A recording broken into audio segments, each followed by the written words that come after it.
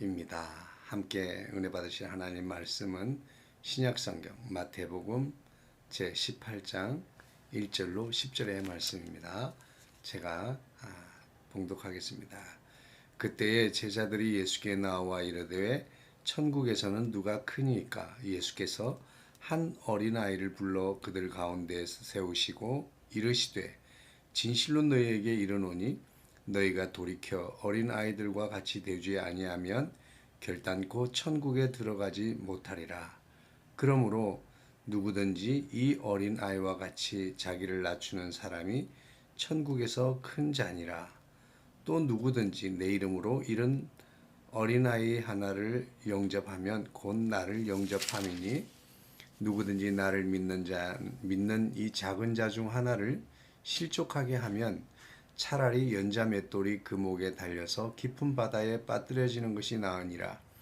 실족하게 하는 일들이 있음으로 말미암아 세상에 화가 있도다. 실족하게 하는 일이 없을 수는 없으나 실족하게 하는 그 사람에게는 화가 있도다. 만일 네 손이나 네 발이 너를 범죄하게 하거든 찍어내 버리라. 장애인이나 다리 저는 자로 영생에 들어가는 것이 두 손과 두 발을 가지고 영원한 불에 던져지는 것보다 나으니라.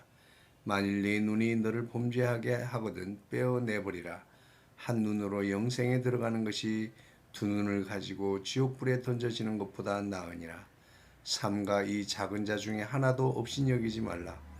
너희에게 말하노니 그들의 천사들이 하늘에 계신 내 아버지의 얼굴을 항상 배움느니라.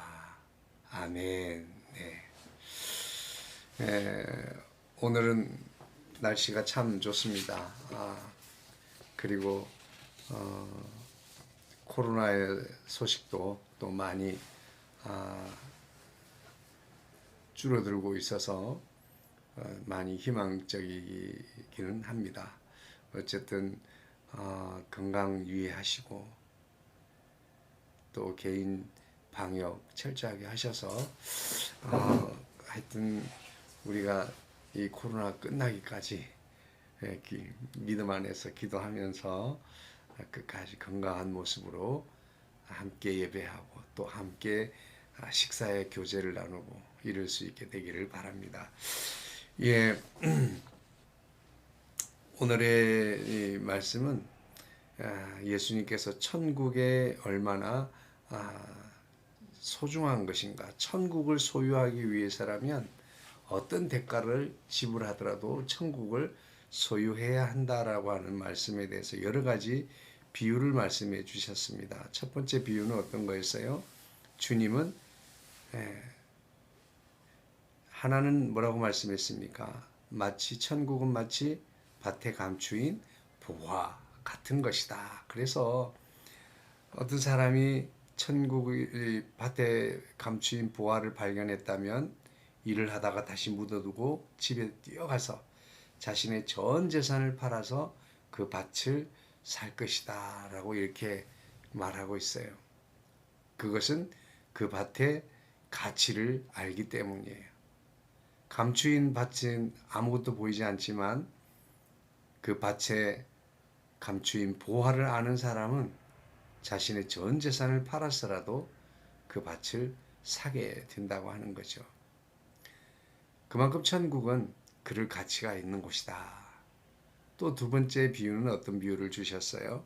두 번째 비유는 이와 유사한데요. 천국은 극히 값진 진주 하나와도 같다. 진주 장사를 하는 사람이 어느 날 정말 세상에서 볼 수 없는 귀하고 귀한 진주를 만난다면 자신의 모든 것을 주고 그 진주를 사게 될 것이다 라고 하는 이런 비유예요. 그리고 오늘 말씀의 끝말미에 온전한 몸을 가지고 지옥불에 던져지는 것보다는 우리가 범죄한 것이 있다면 그 범죄한 것 몸이 범죄한 것이 있다면 몸을 잘라버려서라도 장애를 가지고서라도 천국에 들어가야 한다. 그것이 더 나은 것이다 라고 이렇게 말씀하고 있어요. 그런데 오늘 본문의 1절부터 이 내용의 말씀, 5절까지의 말씀의 내용은 약간 조금 계속해서 천국에 대한 소중함을 말씀해 주셨어요. 그런데 1절부터 5절까지에는 한 제자의 질문으로부터 시작이 됩니다. 한 제자가 천국에서 어떤 사람이 큰 사람이 되겠습니까? 칭찬받거나 상을 받는 사람이 될까요? 이렇게 물어봤어요. 그랬더니 예수님께서는 어린이 하나를 세우고 그리고 그 천국에 들어가는 사람의 자격은 바로 이 어린아이와 같은 자가 되는 것이다. 어린아이 같지 않으면 천국에 들어갈 수 없다. 이렇게 말씀드렸어요. 그래서 천국에 들어갈 수 있는 자격은 어린아이 같이 되는 것. 그리고 두 번째로 천국에서 큰 자가 되는 것은 이 어린아이처럼 자기를 낮추는 것이라고 말씀해 주셨어요.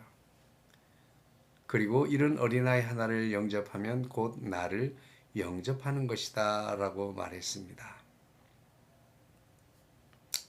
그러면서 이제 그 장애와 연결되어서 나오는 이야기는 장애를 가지고라도 천국에 가는 게 좋겠다고 하는 것은 무슨 말이냐 하면 지금 이런 어린아이 하나가 나 때문에 실족하게 된다면 우리는 차라리 그 사람은 차라리 연자맷돌을 목에 달고 물에 빠지는 것이 낫다 이거예요.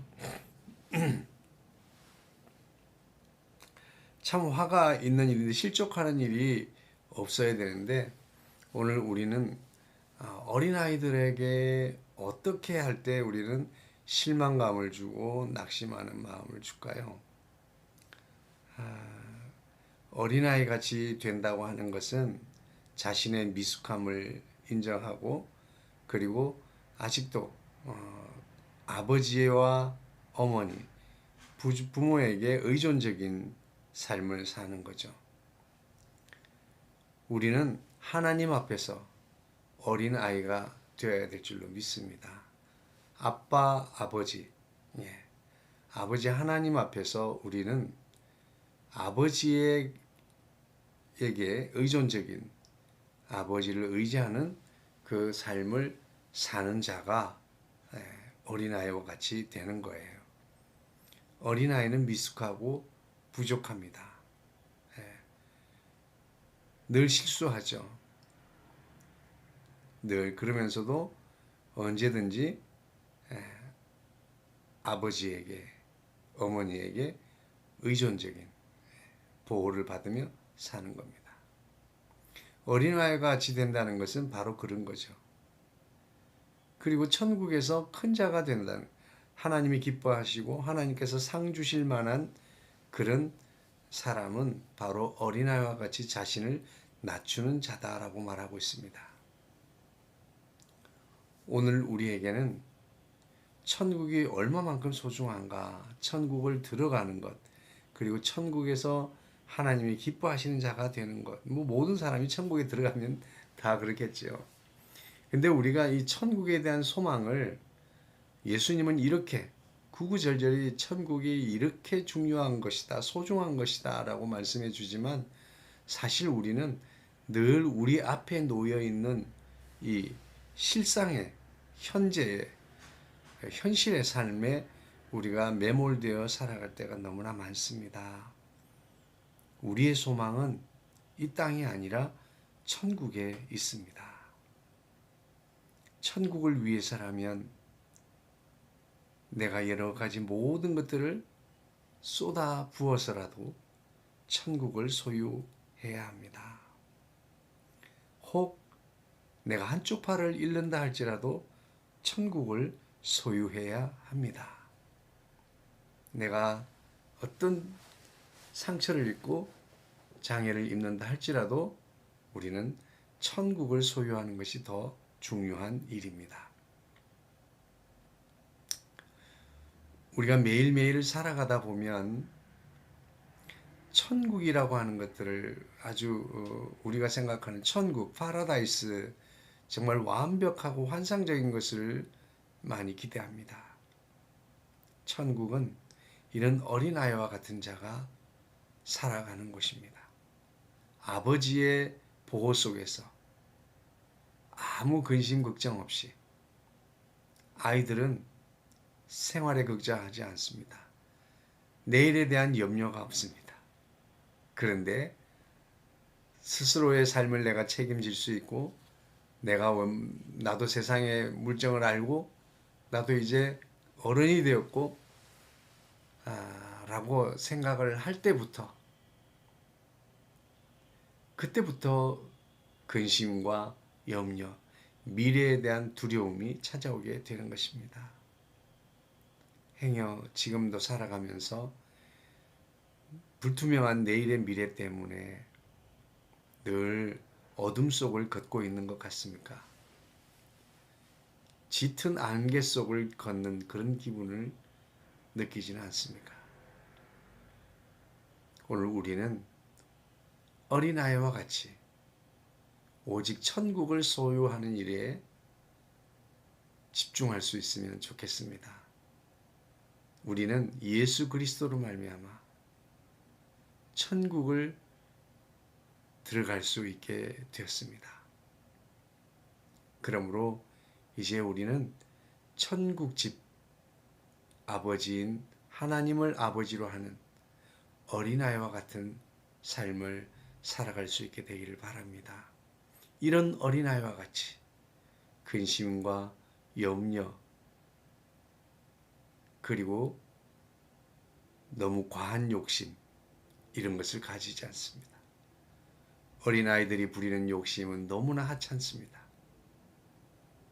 그런 욕심은 하나님께서 그 욕심을 탓하지 않을 거예요.